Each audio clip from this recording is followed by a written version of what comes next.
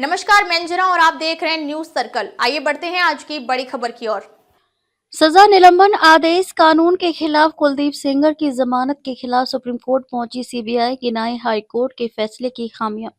Unnao rape कांड मामले में केंद्रीय जांच ब्यूरो सीबीआई ने दिल्ली हाई कोर्ट के उस आदेश के खिलाफ सुप्रीम कोर्ट में विशेष अनुमति याचिका एसएलपी दाखिल की है, जिसमें हाई कोर्ट ने दोषी पूर्व विधायक कुलदीप सिंह सेंगर की आजीवन कारावास की सजा को निलंबित करते हुए उसे जमानत पर रिहा करने का आदेश दिया था। सीबीआई की ये याचिका हाथ लगी, जिसमें हाई कोर्ट के फैसले को कानून के विपरीत, त्रुटिपूर्ण और पीड़िता की सुरक्षा के लिए गंभीर बताया गया है। सीबीआई ने सुप्रीम कोर्ट में दाखिल अपनी याचिका में कहा है कि दिल्ली हाई कोर्ट ने कुलदीप सिंह सेंगर की सजा निलंबित करते समय कानून की मंशा और पॉक्सो एक्ट के उद्देश्य को पूरी तरह नजरअंदाज किया।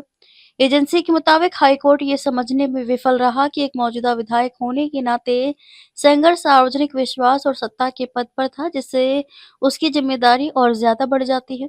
सिटिंग एमएलए होने के नाते सेंगर पर जनता का भरोसा। सीबीआई ने दलील दी है कि एक सिटिंग विधायक सार्वजनिक सेवक होता है और उसे अपने पद की वजह से भरोसा और अधिकार प्राप्त होता है। ऐसे व्यक्ति द्वारा किया गया कदाचार सिर्फ व्यक्तिगत अपराध नहीं, बल्कि सामाजिक भरोसे का उल्लंघन है। एजेंसी ने कहा कि हाईकोर्ट को पॉक्सो एक्ट की व्याख्या करते हुए उद्देश्यपरक नजरिया अपनाना चाहिए था, जो कानून की मूल भावना को आगे बढ़ा था। पॉक्सो और भ्रष्टाचार निवारण कानून की साझा मंशा। सीबीआई ने अपनी याचिका में यह भी स्पष्ट किया कि पॉक्सो एक्ट और भ्रष्टाचार निवारण अधिनियम दोनों की विधायी मंशा एक जैसी है। दोनों कानूनों का उद्देश्य सत्तापद और अधिकार रखने वाले लोगों को उनके कदाचार के लिए जवाबदेह ठहराना है। ट्रायल कोर्ट ने कुलदीप सिंह सेंगर को दोषी ठहराते समय लोक सेवक की जो परिभाषा अपनाई थी, वो भ्रष्टाचार निवारण कानून से ली गई थी, जिसे हाई कोर्ट ने नजरअंदाज कर दिया। हाई कोर्ट का आदेश विकृत और कानून के विपरीत। सीबीआई ने सुप्रीम कोर्ट से कहा कि दिल्ली हाई कोर्ट का आदेश पूरी तरह विकृत और कानून के खिलाफ है। एजेंसी के मुताबिक हाईकोर्ट ये समझने में नाकाम रहा कि एक संवैधानिक पद पर बैठा व्यक्ति जनता और समाज के प्रति विशेष जिम्मेदारी रखता है। एक सिटिंग विधायक के पास मतदाताओं पर प्रभाव और अधिकार होता है, जिसे नजरअंदाज नहीं किया जा सकता। सेंगर प्रभावशाली पैसे और बाहुबल का इस्तेमाल कर सकता है। सीबीआई ने याचिका में यह भी कहा कि कुलदीप सिंह सेंगर बेहद प्रभावशाली व्यक्ति हैं और उसके पास पैसे और बाहुबल दोनों की ताकत है। अगर उसे जेल से रिहा किया जाता है तो पीड़िता और उसके परिवार की जान और सुरक्षा को गंभीर खतरा हो सकता है।